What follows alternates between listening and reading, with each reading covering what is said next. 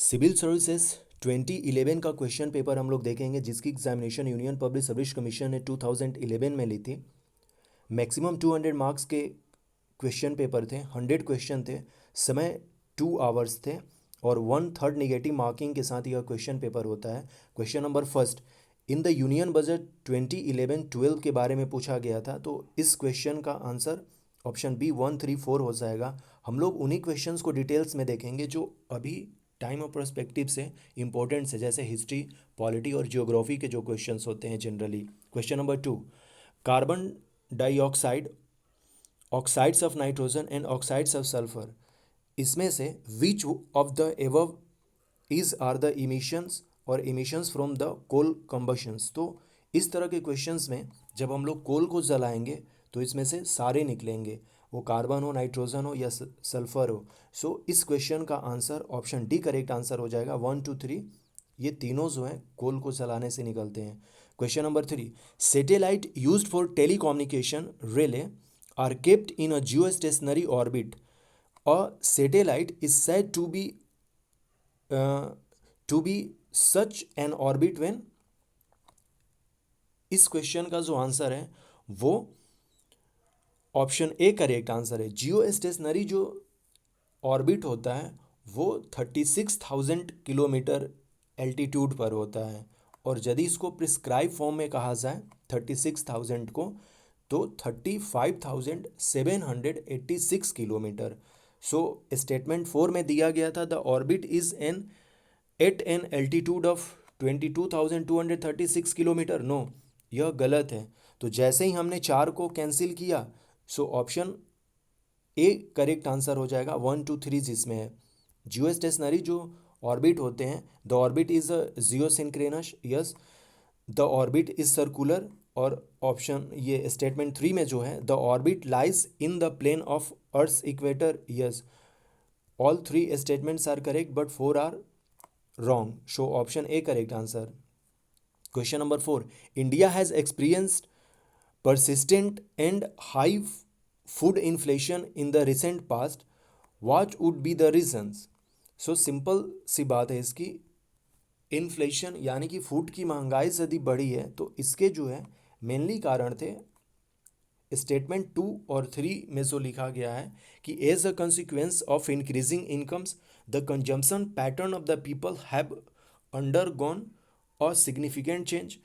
और थर्ड जो स्टेटमेंट है the food supply chain has structural constraints.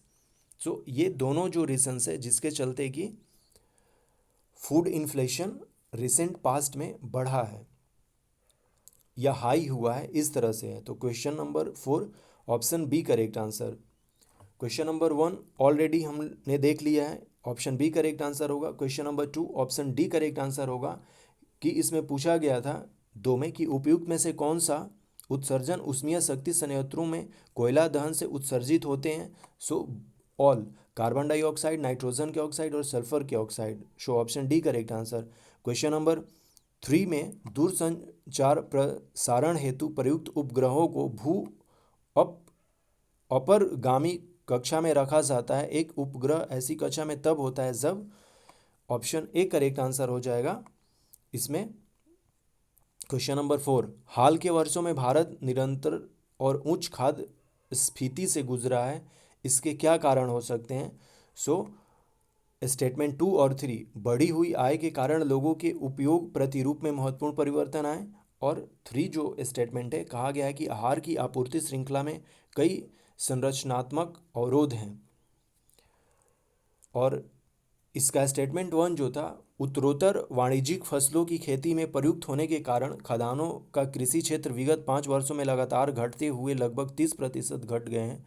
नहीं, ये तो खदान जो हमारे फसल हैं उसमें तो बढ़ोतरी हुई है। So option B correct answer है। Question number 5, at present scientist can determine the arrangement और रिलेटिव पोजिशंस ऑफ जीन और DNA sequence on a chromosome, how does this knowledge benefit us. So इसका ऑप्शन सी करेक्ट आंसर होगा। इसमें पूछा गया था कि जीन और डीएनए सीक्वेंस जो होते हैं उसका बेनिफिट क्या है। So statement 1, it is possible to know the pedigree of livestock. और स्टेटमेंट 3 में जो कहा गया है कि it is possible to develop disease resistance animal breeds. Statement 2 wrong है इसका, so option C correct answer. Question number 6, in terms of economy the visit of foreign nationals to witness the 19th commonwealth games in India announced. देखिए, कोई भी यदि बाहर से आता है फॉरेनर हमारे देश में, तो वो जो कोई चीज़ खरीदता है, मान लीजिए कि उसने बिस्किट का पैकेट खरीदा, तो बिस्किट के पैकेट पर उसको क्या देना होगा, टैक्स देना होगा, क्योंकि उसने इंडिया के ज़मीन पर खरीदा है। मान लीजिए कि उसने पार्ले जी का बिस्किट खरीदा, तो पार्ले जी के बिस्किट पर भी तो जीएसटी लगता है। तो वो क्या कर रहा है, एक्सपोर्ट कर रहा है। तो हमने क्या किया, जब वो आया यहाँ पर, तो हमने उसको कोई चीज़ बेचा, तो हमें उससे पैसा मिला, तो हमने क्या किया, उसमें एक्सपोर्ट किया। सो इसका सही आंसर जो होगा 6 का ए हो जाएगा, एक्सपोर्ट होगा इसमें। Question number 7, microbial fuel cell are considered a source of sustainable energy, why. Microbial energy के बारे में पूछा गया था, इसका भी स्टेटमेंट जो है 1 और 3 करेक्ट है, option C correct answer. Question number 8, which one of following statement appropriately describe the physical stimulus. Physical stimulation के बारे में पूछा गया था, ऑप्शन बी करेक्ट आंसर है। It is an intense affirmative action of the government to boost economic activity in the country. वर्तमान में वैज्ञानिक किसी गुणसूत्र में जिन इकाइयों का विन्यास अथवा उनकी सापेक्षिक स्थिति अथवा डीएनए अनुक्रम को निर्धारित कर सकते हैं, यह ज्ञान हमारे लिए किस प्रकार उपयोगी है। इसका जो सही आंसर है, इसकी मदद से पशुधन की वंशावली जानी जा सकती है। और स्टेटमेंट 3 जो इसमें कहा गया था कि उसकी मदद से, यानी कि जो डीएनए सीक्वेंस है, से पशुओं की रोग सह नस्लें विकसित की जा सकती हैं। सो स्टेटमेंट 1 और 3 करेक्ट है, ऑप्शन सी करेक्ट आंसर हो जाएगा। क्वेश्चन नंबर 6 काफ़ी इंटरेस्टिंग क्वेश्चन है, इसको अंडरस्टैंड करना चाहिए हमें। आर्थिक क्रियाकलापों के संदर्भ में 19वीं राष्ट्रमंडल खेलों को देखने के लिए विदेशी नागरिकों का भारत में आगमन क्या है, निर्यात है। क्योंकि वो कोई भी चीज़ खरीदेंगे तो वो अपना पैसा देंगे, वो डॉलर में दे या रुपी में दे, तो हमें उससे टैक्स मिला।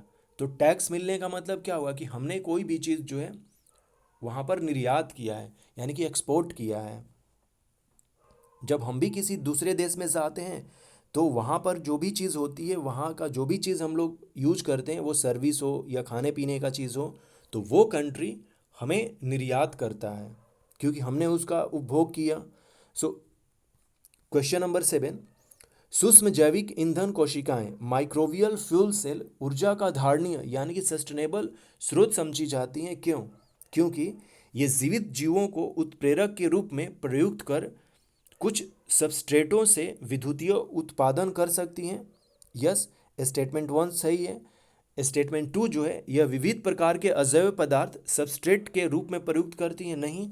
लेकिन स्टेटमेंट 3 जो है ये सही है कि ये जल का शोधन और विद्युत उत्पादन करने के लिए अपशिष्ट जल शोधन संयंत्रों में स्थापित की जा सकती हैं। इसलिए स्टेटमेंट 1 एंड 3 आर करेक्ट, और इसमें कथन सही पूछे गए थे, ऑप्शन सी करेक्ट आंसर। निम्नलिखित में से कौन सा कथन वित्तीय उत्प्रेरक की समुचित व्याख्या करता है? Question number 8, option B correct answer. यह सरकार की गहन निश्चयात्मक कार्यवाही है जिसका लक्ष्य देश में आर्थिक गतिविधियों को बढ़ावा देना है। Option B correct answer. Question number 9, the formation of ozone hole in the Antarctic region has been a cause of concern, what could be the reason for the formation of this hole? So option B correct answer, presence of prominent polar front and stratospheric clouds and inflow of chlorofluorocarbons. Option B correct answer. Question number 10, consider the following actions which the government can take in devaluating the domestic currency. अभी तक भारत में 3 बार डिवेल्युएट currency को किया जा चुका है। एक बार जो किया गया था 1949, दूसरा 1966 और तीसरा 1991। तो डिवेल्युएट का मतलब होता है कि हम अपने करेंसी का जो वैल्यू है वो कम कर देते हैं डॉलर की अपेक्षा। स्टेटमेंट 2 में कहा गया है कि reduction in the export subsidy. Third में कहा गया है कि adopting suitable policy which attract greater FDI and more funds from FII. Which of the above action or actions can help the reducing the current account deficit? So option D correct answer है। Statement 1 और 3 जो है सही है, लेकिन reduction in the export subsidy ये इसके लिए सही नहीं है। So option D correct answer, 1 and 3 statement are correct. Question number 11, the Constitution 17th Amendment Act 1992, which aims of promoting the Panchayati Raj institutions in the country, provide for which of the following? 73rd Constitution जो amendment था उसके बारे में पूछा गया था। इसमें district planning committee, state election commission और स्टेट फाइनेंस कमीशन ये तीनों आए थे 17th जो कॉन्स्टिट्यूशन अमेंडमेंट हुआ था। So option D correct answer. Question number 12, two important rivers, one with the source of in Jharkhand and known by a different name in Odisha and another with its source in Odisha, merge at a place only a short distance from the coast of Bay of Bengal before flowing into the sea. This is an important site of wildlife and biodiversity and a protected area. Which one of the following could be this? Show Bhitarkanika के बारे में ये बातें कहीं से आ रही हैं। So option A correct answer हो जाएगा।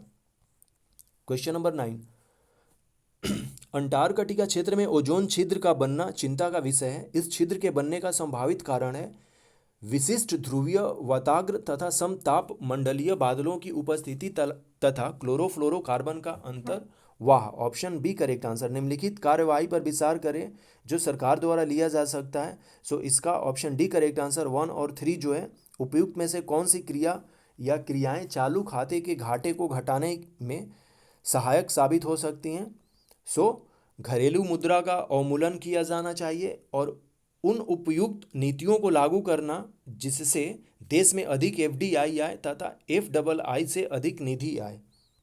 क्वेश्चन नंबर 11, संविधान का जो 73वां संशोधन अधिनियम 1992 था जिसका लक्ष्य देश में पंचायती राज संस्थापनों को प्रोत्साहित करना था, निम्नलिखित में से किस चीज़ की व्यवस्था करता है? तो जिला योजना समितियों का गठन करना, राज्य में निर्वाचन आयोग करना और राज्य वित्त आयोग की स्थापना करना, तीनों के लिए यह बात कहता है। क्वेश्चन नंबर 12, दो महत्वपूर्ण नदियाँ जिनमें से एक का स्रोत झारखंड में है और जो उड़ीसा में दूसरे नाम से जानी जाती है, यह दूसरी जिसका स्रोत उड़ीसा में है समुद्र में प्रवाह करने से पूर्व एक ऐसे स्थान पर संगम करती हैं जो बंगाल की खाड़ी से कुछ ही दूर है।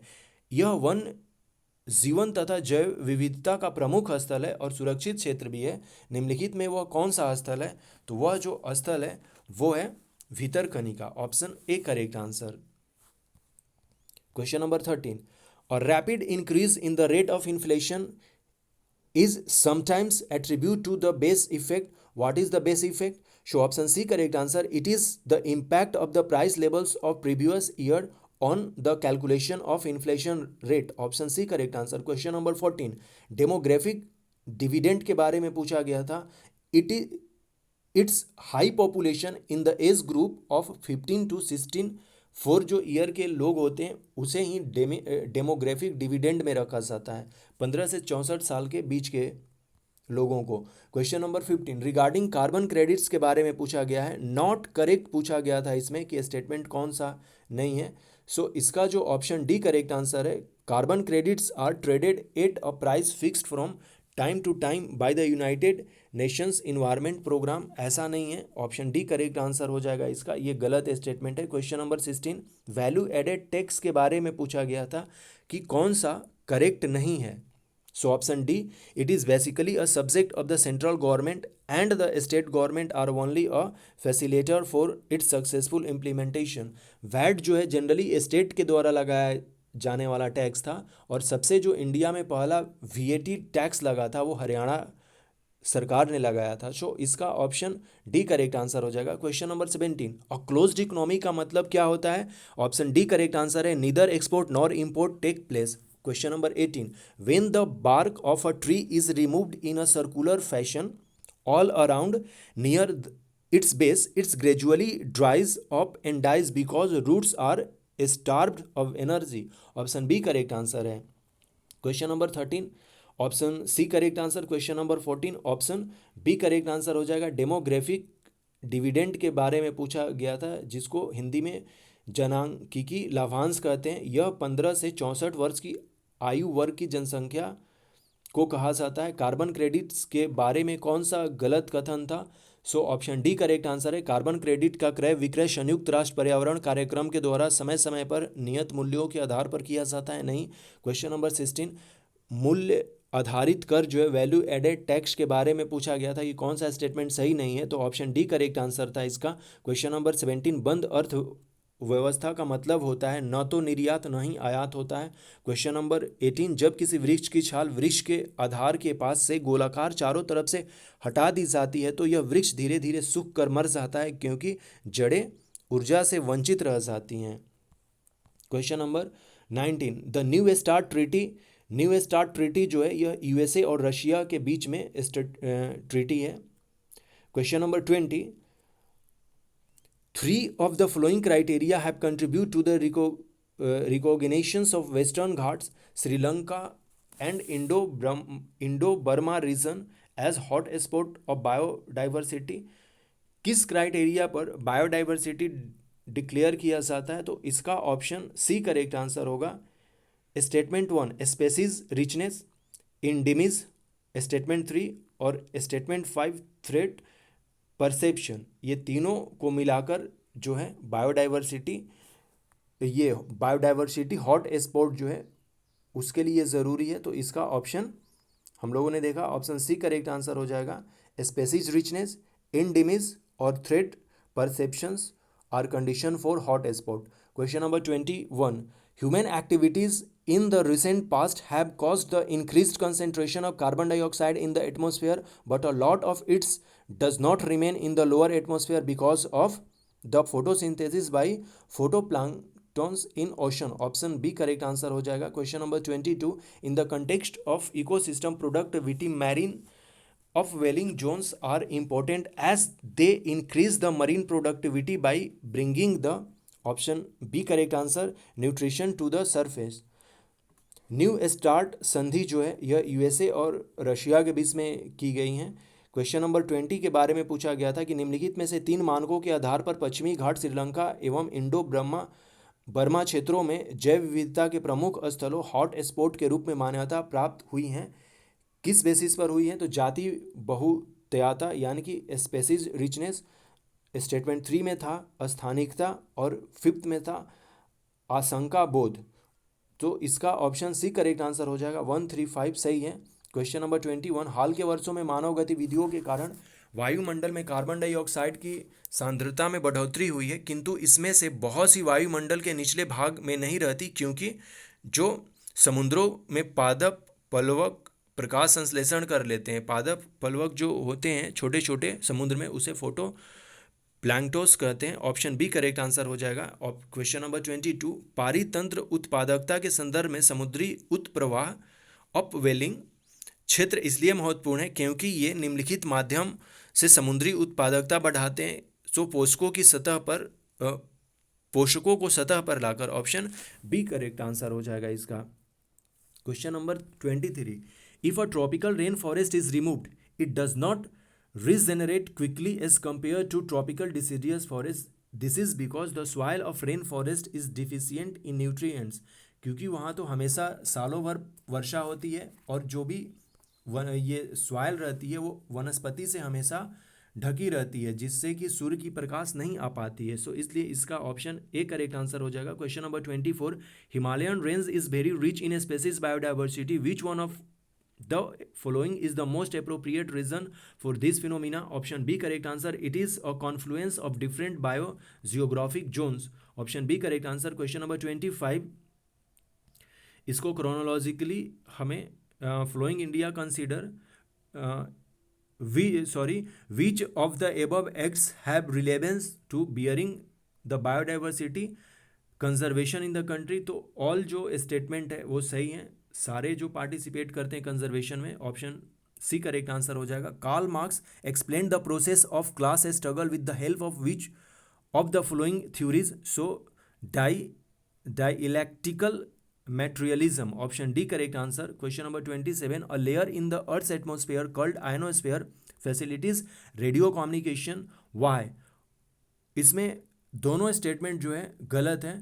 The presence of ozone cause the reflection. No, ozone तो स्ट्रेटोस्फेयर में होता है. और क्वेश्चन यह स्टेटमेंट दो जो है, radio waves have a very long wavelength. No, ये भी गलत है. So option D correct answer. Question number 23. यदि उष्णकटिबंधीय वर्षा वन काट दिए जाएं तो उष्णकटिबंधीय पर्णपाती वन की तुलना में शीघ्र पुनरुज्जीवित नहीं हो पाता. ऐसा इसलिए होता है क्योंकि वर्षा वन की मृदा में पोषकों का अभाव होता है. Question number 24. हिमालय पर्वत प्रदेश जाति विविधता की दृष्टि से अत्यंत समृद्ध है. इस समृद्धि के लिए निम्नलिखित में से कौन सा कारण सबसे उपयुक्त है? So option B correct answer. यह विविध जैव जीव भौगोलिक क्षेत्रों का संगम है. Question number 25. भारत के संदर्भ में निम्नलिखित केंद्रीय अधिनियमों पर विचार कीजिए. आयात एवं निर्यात अधिनियम 1947, खनन एवं खनिज विकास नियमन अधिनियम 1957, सीमा शुल्क अधिनियम 1962 और भारतीय वन अधिनियम 1927. ऑल आर इम्पोर्टेंट्स फॉर जीव विविधता संरक्षण की दृष्टि से महत्वपूर्ण है. क्वेश्चन नंबर 26 जो है, कार्ल मार्क्स ने वर्ग संघर्षता की प्रक्रिया को निम्नलिखित में से किस सिद्धांत की मदद से समझाया है? शो द्वंद्वात्मक भौतिकवाद. Option D correct answer. Question number 27. पृथ्वी के वायुमंडल में आयन मंडल कहलाने वाली परत रेडियो संचार को सुसाध्य बनाती है, क्योंकि इसमें दोनों जो है स्टेटमेंट गलत है. ऑप्शन डी करेक्ट आंसर हो जाएगा. Question number 28. Both foreign direct investment and foreign institutional investor are related to. Question option B correct answer हो जाएगा. FII helps in increasing capital availability in general, while FDI only targets specific sectors. Question number 29. Genetically engineered form of brinjal known as the BT brinjal has been developed. The objective of this is to make its paste resistance. Okay, हम लोग BT brinjal या BT जो fruits हैं या vegetables हैं हम इसलिए develop करना चाहते हैं क्योंकि वो पेस्ट रेजिस्टेंस होते हैं. ऑप्शन ए करेक्ट आंसर हो जाएगा. आम आदमी बीमा योजना के बारे में पूछा गया था. Option C correct answer. 1 और 3 जो स्टेटमेंट है करेक्ट है. क्वेश्चन नंबर 31 जो है यह ब्रेंट क्रूड ऑयल के बारे में पूछा गया था कि frequently referred in the news, what does this means apply? It is a major classification of crude oil. Yes, it is sourced from North Sea. Yes. Option D जो है ये स्टेटमेंट डी जो है गलत है. It does not contain sulphur. So question number 31. Option B correct answer. Question number 32. The function of heavy water in a nuclear reactor is to slow down the speed of neutrons. Option A correct answer. Question number 28. FDI और FII के बारे में पूछा गया था, तो option B correct answer. FII व्यापक स्तर पर पूंजी उपलब्धता बढ़ाने में सहायक है, जबकि FDI का लक्ष्य केवल विशिष्ट क्षेत्रों तक सीमित है. Question number 29. वैगन की आनुवंशिक अभियांत्रिकी से उसकी एक नई किस्म बीटी वैगन विकसित की गई है. इसका लक्ष्य है इसे नाशक जीव सह बनाना, यानी कि पेस्ट रेजिस्टेंस बनाना. Question number 30. आम आदमी बीमा योजना के संदर्भ में पूछा गया था. स्टेटमेंट 1 और 3 सही है. ऑप्शन सी करेक्ट आंसर हो जाएगा. तेल की वैश्विक कीमतों के संदर्भ में ब्रेंट कच्चे तेल का समाचारों में प्रायः उल्लेख आता है. इसका मतलब होता है यह कच्चे तेल का एक प्रमुख वर्गीकरण है. यह उत्तरी सागर से प्राप्त किया जाता है. Option B correct answer. Statement 1 और 2. एक नाभिकीय रिएक्टर में भारी जल का क्या कार्य होता है? तो न्यूट्रॉन की गति को कम करना. ऑप्शन बी करेक्ट आंसर हो जाएगा. ऑप्शन ए करेक्ट आंसर है. Question number 33. In India, if a religious sect community is given the status of a national minority, what special advantage it is entitled to? तो इसका option A correct answer हो जाएगा. It can establish and administer exclusive educational institutions. And statement 3. It can drive benefit from the prime minister 15th point programs. Question number 34. India is home of lakhs of person with disabilities. What are the benefit available? So इन्हें all तीनों जो benefits हैं available हैं. Option D correct answer. Question number 35. Mega food park के बारे में पूछा गया था. स्टेटमेंट 1 और 2 जो है करेक्ट है. Question number 36.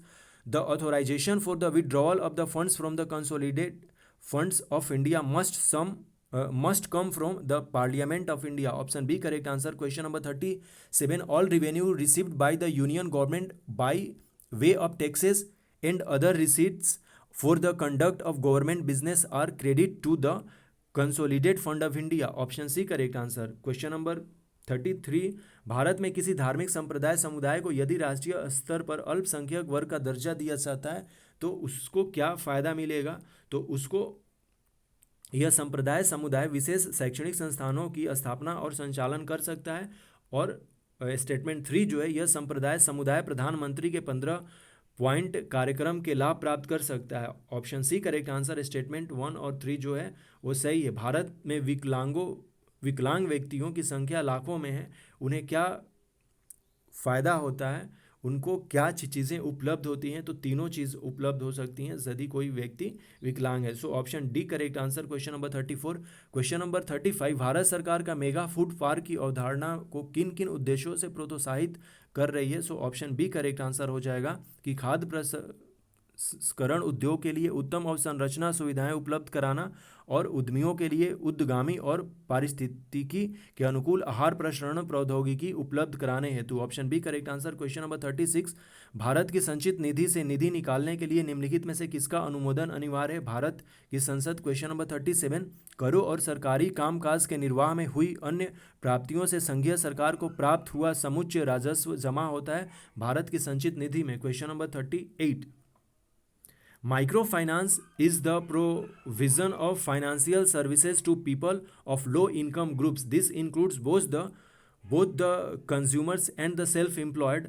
The service or services rendered under the microfinance is our correct statement पूछा गया था। Option D correct answer. All statements are correct. Question number 39, South East Asia has captivated the attention of global communities over space and time as a geostrategically significant region. Which among the following is the most convincing explanation for this global perspective? So option D correct answer. Its location between the Pacific and Indian Ocean and its preeminent maritime character. Option D correct answer. Question number 40, a company marketing food products advertise that its items do not contain trans fat. इसका मतलब क्या है? So statement 1 और सी को ये support कर रहा है कि the food product are not made out of hydrogenated oils. और statement 3, the oils used are not likely to damage the cardiovascular health of consumers. Option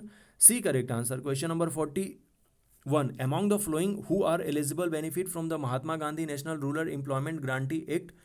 2005 में Mahatma Gandhi national rural employment guarantee act आया था। इसका मतलब हुआ कि adult members of any household जो है इसका बेनिफिट ले सकता है। क्वेश्चन नंबर 38, सूक्ष्म वित्त माइक्रो फाइनेंस के बारे में पूछा गया था। ऑप्शन डी करेक्ट आंसर है। क्वेश्चन नंबर 39, भू युद्ध नीति की दृष्टि से महत्वपूर्ण क्षेत्र होने के नाते दक्षिण पूर्व एशिया के बारे में पूछा गया था। यह प्रशांत महासागर और हिंद महासागर के बीच स्थित है और उसका चरित्र उत्कृष्ट समुद्रवर्ती है, इसलिए यह काफ़ी आकर्षित करता है वर्ल्ड को। क्वेश्चन नंबर 40, आहार उत्पादों के विक्रय में जुटी एक कंपनी यह विज्ञप्ति करती है कि उसके उत्पादों में ट्रांस वसा यानी कि ट्रांस फैट्स नहीं होते। इसका अभिप्राय यह होता है कि कंपनी के आहार उत्पादन हाइड्रोजनीकृत तेलों से नहीं निर्मित किए जाते हैं। और स्टेटमेंट 3, कंपनी के द्वारा प्रयुक्त तेल संभवतः उपभोक्ताओं के हृदय वाहिका स्वास्थ्य को क्षति नहीं पहुंचाएगा। क्वेश्चन नंबर 41, महात्मा गांधी राष्ट्रीय ग्रामीण रोजगार गारंटी अधिनियम के बारे में पूछा गया था। इसमें किसी भी परिवार के वयस्क सदस्य शामिल हो सकते हैं। Question number 42 is look east policy of India के बारे में पूछा गया था। स्टेटमेंट 1 और 3 करेक्ट है। Question number 43, when the annual union budget is not passed by the Lok Sabha. Option D correct answer. The prime minister submit the resignation of council of minister. Option D correct answer हो जाएगा। नहीं, कब union budget यदि union budget नहीं पास कर पाया जाता है लोकसभा से तो प्राइम मिनिस्टर को रिजिग्नेशन करना पड़ेगा। क्वेश्चन नंबर 44 में पूछा गया था कि under the Constitution of India which one of following is not a fundamental duties so to vote in public election. Option A correct answer. Question number 45, with reference to finance commission of India which of the following statement is correct? So option D correct answer हो जाएगा। Question number 46, इसमें पूछा गया था कि universal declaration of human rights में कौन कौन से राइट्स हैं? तो right to education, right to equal access to public service और right to food all are include in universal declaration of human right. Option D correct answer. Question number 42, पूर्व की ओर देखो नीति के संदर्भ में क्या सही है? तो ऑप्शन बी करेक्ट आंसर है, 1 और 3।